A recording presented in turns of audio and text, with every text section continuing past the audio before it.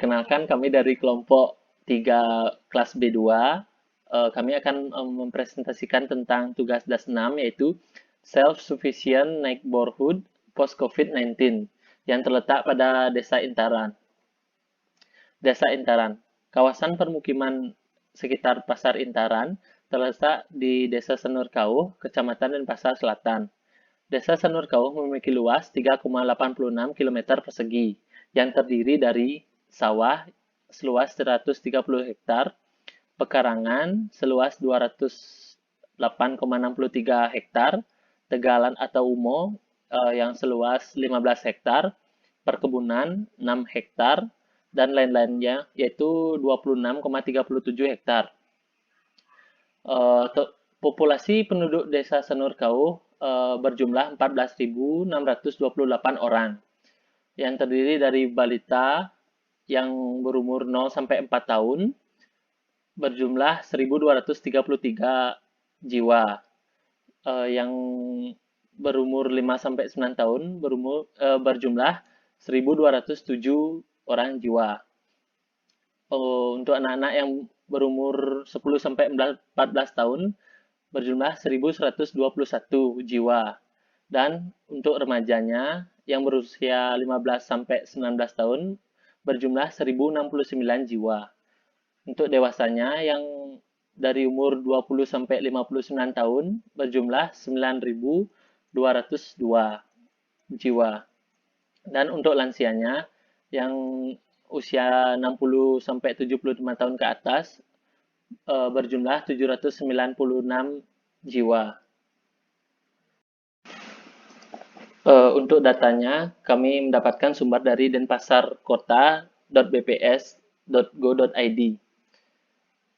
Untuk presentasinya, yaitu lansia berjumlah 6%, remaja 7%, balita dan anak-anak 24%, dan dewasa 63%. Asumsi persentase kepala keluarga. Presentasi ini didapat berdasarkan data usia BPS Kota Denpasar, yaitu tipe 1 atau 2 orang yang berjumlah 78 kakak dengan totalnya 156 orang. Tipe ketiga atau 4 orang yang berjumlah 62 kakak yang berjumlah 84 orang. Tipe kedua yaitu 3 orang atau 48 kakak yang berjumlah 144 orang. Dan yang terakhir tipe keempat yaitu 6 orang plus 2 lansia berjumlah 12 kakak dengan totalnya 72 orang. Berikut presentasinya yaitu untuk tipe 1 yaitu 39%, tipe ketiga 31%, tipe keduanya 24%, dan tipe keempatnya 6%. Identifikasi kebutuhan makanan. Kebutuhan makanan per orang. Sampel ini diambil adalah untuk remaja dan dewasa karena akan sangat berpengaruh besar pada suplai makanan yang ada. Untuk seratnya kami mendapatkan yaitu 36 gram, protein 65 gram, karbohidrat 415 gram, lemak 70 gram. Berikut ini adalah total kebutuhan untuk 200 kakak yang berjumlah 620 orang. Untuk lemak 70 gram dikali 620 orang sama dengan 43,2 kg. Karbohidrat 415 gram kali 620 orang sama dengan 257,3 kg. Protein 65 gram dikali 620 orang sama dengan 40,3 gram.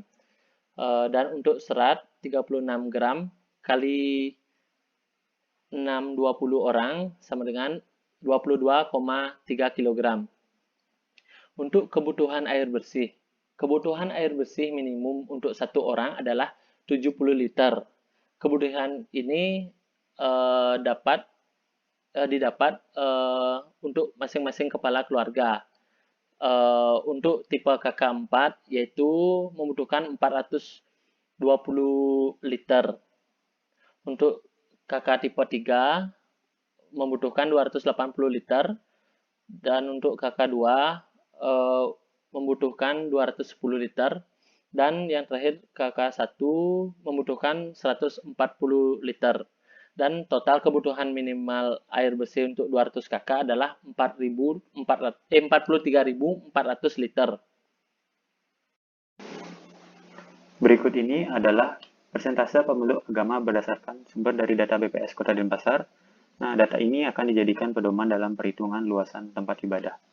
Yang pertama ada agama Buddha sebanyak 1%, yaitu 6 orang.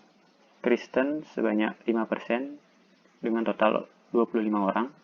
Islam 24% dengan total 155 orang.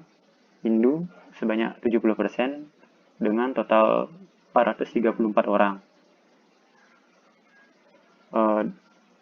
Jadi inilah yang akan menjadikan acuan untuk mendesain luasan dari tempat ibadah.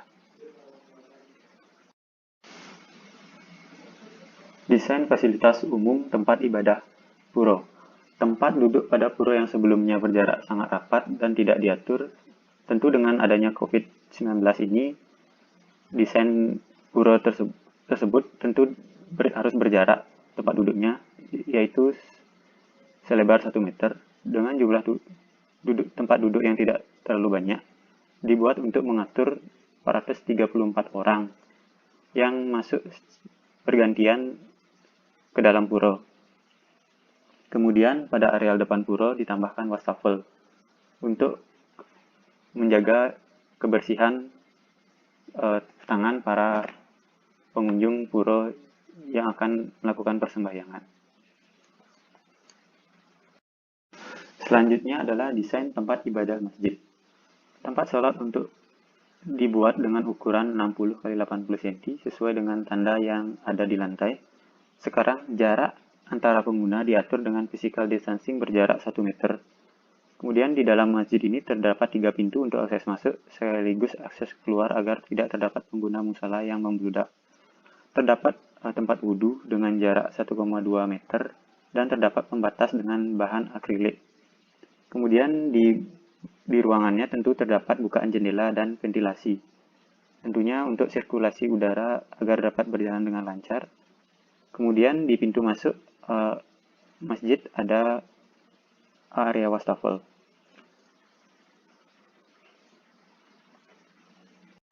Desain fasilitas umum tempat ibadah. Untuk desain gereja, kami mendesain untuk tempat duduk di gereja yang sebelumnya berjarak sangat rapat. Sekarang didesain dengan physical distancing berjarak 1 meter. Jumlah kursi dikurangi menjadi 25 orang dalam satu bangunan. Dan luasan gereja dibuat lebih luas karena adanya physical distancing. Kami juga menambahkan wastafel dan toilet pada pintu depan gereja, di mana saat ada yang memasuki gereja, orang tersebut harus mencuci tangan terlebih dahulu untuk memasuki tempat ibadah. Selanjutnya untuk penghawaan pada gereja yang sebelumnya menggunakan penghawaan buatan, yaitu AC karena memiliki ruangan yang tertutup, sekarang didesain dengan banyak bukaan sehingga terjadi pertukaran udara secara alami agar virus dapat keluar melalui pertukaran udara. Sekolah. Single classroom. Dalam pandemi COVID-19, kapasitas yang bisa ditampung dalam kelas ini yaitu 24 meja belajar ditambah 1 meja guru atau dosen. Dengan jumlah murid atau mahasiswa berjumlah 24 orang dengan 2 orang guru atau dosen. Untuk meja belajar siswa, yaitu dibuat terpisah dengan yang lainnya dengan jarak minimal 1 meter antar meja. Meja guru atau dosen itu berjumlah hanya 2 orang. Posisi jarak antar guru atau dosen minimal 1 meter sesuai standar jarak COVID. area keluar masuk diperluas agar tidak terjadinya sentuhan antar pelajar atau mahasiswa ketika keluar masuk. Selanjutnya, desain fasilitas tempat tinggal. Untuk apartemen tipe studio, yaitu untuk KK tipe 1.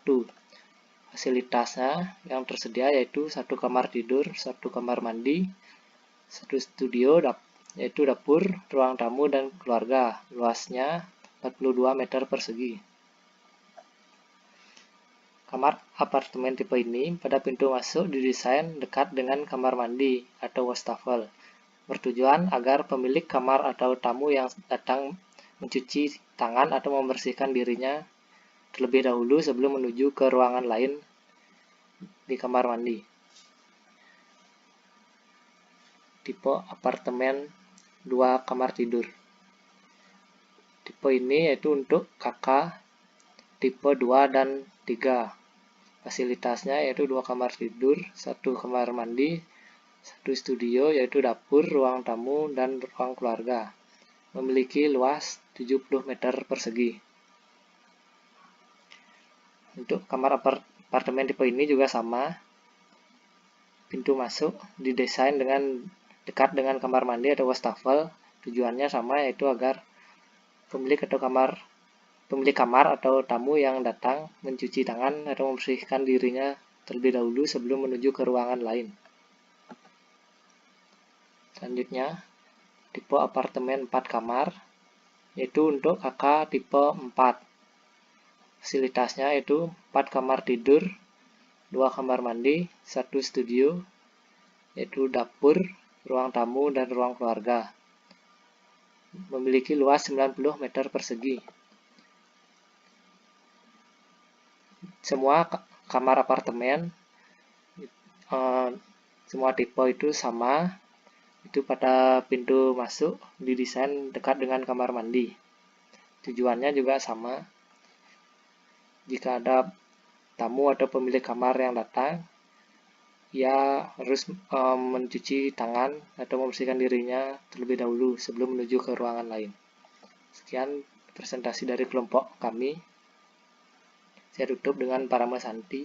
Om Santi Santi Santi Om.